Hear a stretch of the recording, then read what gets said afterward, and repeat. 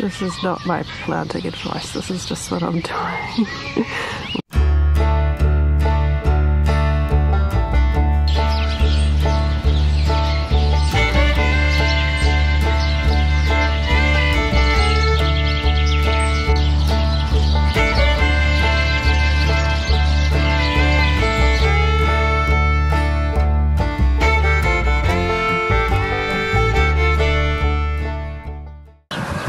Hey guys, welcome to Wild Hook Homestead. I've been busting a move on the potatoes, getting those planted. So first I had a few that had popped up in odd places to transplant into the row, and a few that had popped up in the row from last year, which are not quite in the right spot, but I'm just going to work around them because it's better not to disturb them. And then I've been up and down the row broad forking it to loosen up the soil. So it's not exactly a broad fork, but we call it the broad fork because it's the closest thing we've got to a broad fork. It's heavy and it's wider than a normal fork. It's a bit wider than my boot. It's very heavy, and so it goes easily into the soil to just loosen it up. Steve uses it for shoveling branches into the barrel as well because it's all metal. It's got a metal handle. That was one that he picked up at a second-hand store, and it just has a little wooden knob on the top. So what I do is just go along each side and push it down into the soil and loosen it up, not digging the soil right up but just pulling it up to loosen it all the way along, and that's kind of going in place of digging trenches for the potatoes because that's too much work. So there's these scratching out the mulch, but most of the onions are surviving. So we've got one potato plant there that's come up. This is where they were planted last year, and that one there, and that one there. These two here, I need to water them because they're looking wilty. I just transplanted the whole clump basically from the tomato row here, dug them out of here. I definitely don't want them with the tomatoes. I basically carefully dug up the whole clump, which had like probably a few little, I don't know how many little potatoes. I tried to keep on as much as I could. But plonked those in there, so I've got to water them. And there was one other little wee one that I transplanted. So there's one that's popping up over there. So basically that chunk is already planted. So I'll just fit my seed potatoes in where I can. So here are our seed potatoes. These ones are the ones I bought from Koanga, which I can't remember what the variety was called. I'll put it down there. They've sprouted pretty well. The Agria ones that I saved. Look at this one. That's just overdoing it a bit, right? They've sprouted very well, most of them. So these, this section up here, these are the ones I specifically chose as good seed potatoes, and then we've just got the little extra ones which I never got time to start early in pots or whatever, so I'll just fit those in if I can. They won't grow as big potatoes, obviously. So I was kind of thinking of planting these ones first, but it's going to be a bit patchy because we haven't got a distinct point where those Agria ones end. And the soil is probably better down there by just looking at it. It's more fluffy, it drains better. I think it's always got better nutrients down there because it's just how it works. I don't know. It'd probably make more sense just to start the good Agria ones down there, and then maybe we'll do these ones, and then what's left to be these. But Dad also said he had a few Ilam hardy potatoes, seed potatoes left over for me to plant, so well, I'll just see what happens. Of course it's just starting to spit a little bit there. fickle spring weather.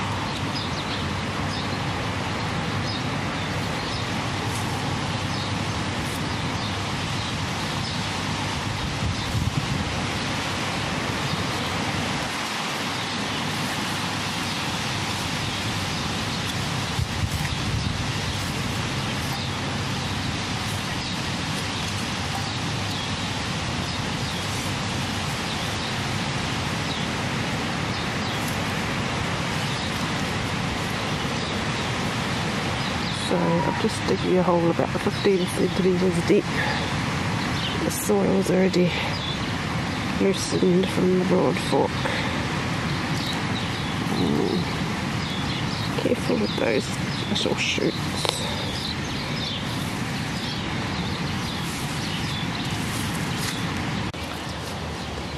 The weather's been a bit iffy, so I've just been slowly pottering away and getting these potatoes in. So we've got all our, actually works out quite nicely because the agria ones come up to this middle marker stick. I think I used one of the small seed, little wee seed potatoes on that side. The others were the good sized ones plus what was already there or transplanted. So all the ones down the front half are our heritage seed potatoes.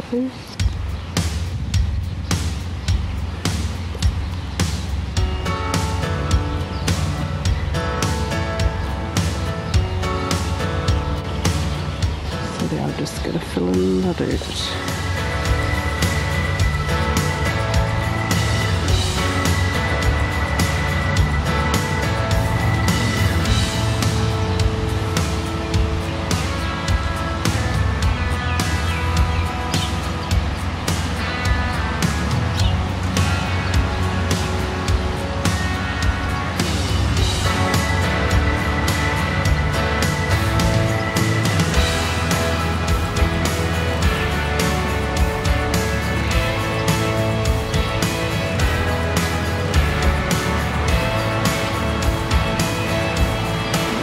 Potatoes are all done. Yay! I just need to get some more mulch on them and water those ones that I transplanted.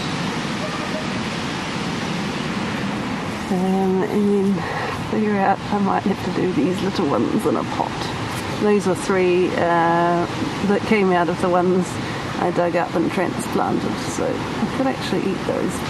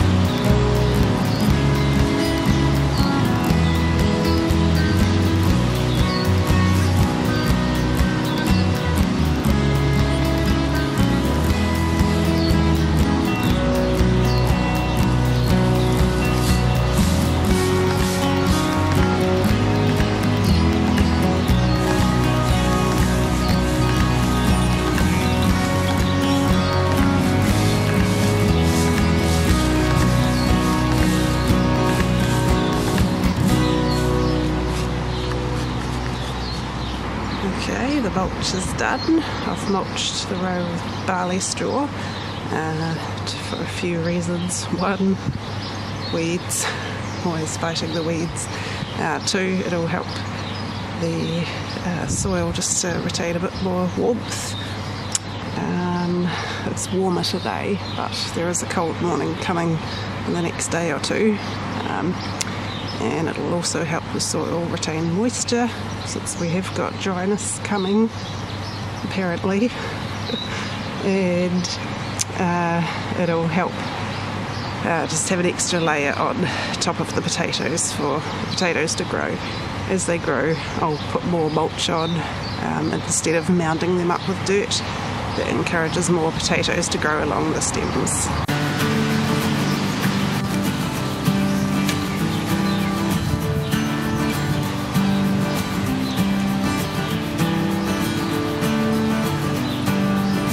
Got more eggs in the incubator. Don't know whether this will be the last batch or not. I feel like I want it to be the last batch, but we'll see how we go. So we've got Ben Wyatt's eggs in there, with his girls in the corner, and then I also put in 7 eggs from Basil and his girls. I waited like a week later because Ben Wyatt it was a little bit over a week.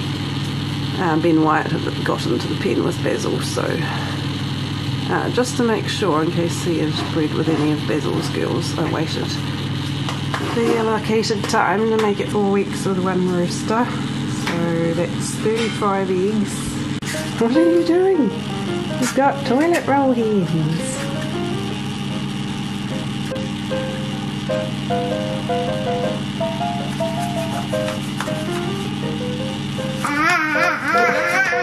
Okay. The eggs have been in the incubator for 4 days. This is the 4th day, so it's still early days. But yep, there'll be another batch of chicks coming along in a few weeks. And then I really have to decide what to do with Basil and Ben Wyatt, which one I'm going to keep. So, and whether I hatch some more eggs from Basil's girls. Things to think about.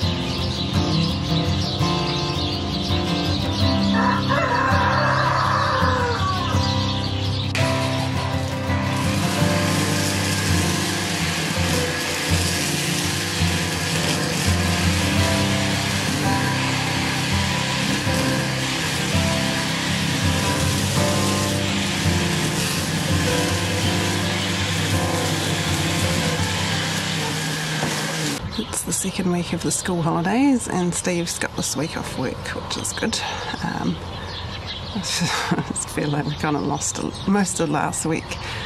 Being sick and recovering from that, so it's good to have him around here. He was out early this morning line trimming the weeds before I was even dressed, so he got done all around the veggie garden paths, and not sure what else he did. A little bit of other stuff too. I'm hoping I can get the gate made on the side of the chicken pen soon that the chickens are in at the moment, so I can easily let them out to help deal with the weeds. That just keeps getting pushed back. Today I've got the little seed potatoes, the little wee ones left, so I'm going to put them in the planter. And then I've got 5 Ilam Hardy seed potatoes for my dad that he couldn't fit in, so I'm trying to figure out where to put those since I filled up my whole potato row already. So these little dudes, these little wee agree ones, are going to go into the planter. because they can just make us some little potatoes.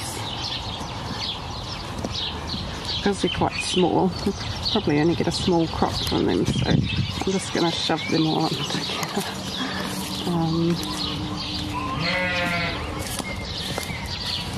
Put the planter out here in the raised bed garden where it's not in the way, but I'm not going to forget about it. This is not my planting advice, this is just what I'm doing with all my extra little potatoes. So I'll just dug a hole, tried to dig about 15 centimetres down, maybe a little bit less. They don't need much media underneath them because the potatoes aren't going to go down, they're going to grow up along the stem, and then I'm going to cover those with that. This is vegetable mix in here, and then I'm going to top that with some barley straw and keep topping that up with barley straw as the shoots grow. So we've got 3 rows of 4 little wee potatoes in here, which for the record is way too many. They're way too close together, so I'm just curious to see what happens, and I didn't really want to use a whole bunch of potting mix on them, and I can't really fit them anywhere else in the garden. I've got a lot of other things to fit in, so we shall see. Thanks for joining us in today's vlog, guys. Choose to grow hope, and we'll see you next time. Bye.